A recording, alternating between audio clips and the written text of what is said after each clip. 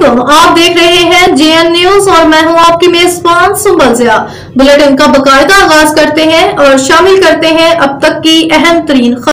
बिहाड़ी के थाना फतेहशाह की हुदूद में मुबैना पुलिस मुकाबला। डकैती रॉबरी के 45 मुकदमात में रिकॉर्ड याफ्ता 2 मुबैना डकैत हलाक। मुलजमान में से एक का ताल्लुक जिला लाहौर और दूसरे का जिला कसूर से है।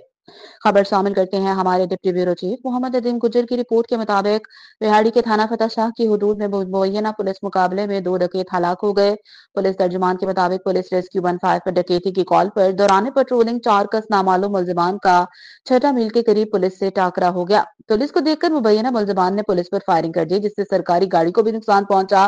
पुलिस ने भी हक हिफाजत खुद इख्तियारी के तहत जवाबी फायरिंग की। फायरिंग के तबादले के दौरान 2 नामालूम मुलजमान अपने ही मुबैना साथियों की फायरिंग से हलाक हो गए। हलाक मुलजमान से कुछ देर कबल बुरेवाला में वारदात के दौरान छीना गया कैश 1,45,000 रुपए और दीगर कागजात बरामद हुए। पुलिस ने मौका पर मोटरसाइकिल और 2 पिस्टल पर भी कब्जा किया। पुलिस में लेकर मुबैना हलाक मुलजमान की शनाख्त आसिफ सकना लाहौर और इलियास सकना कसूर से हुई। मुलजमान जिला लाहौर, कसूर, मुल्तान और बिहाड़ी के डकैती और रॉबरी जैसे 45 संगीन मुकदमात में रिकॉर्ड याफ्ता और 5 मुकदमात में इश्तिहारी थे। हलाक मुलजमान की लाशें बराए पोस्टमार्टम अस्पताल मुंतकिल कर दिया गया।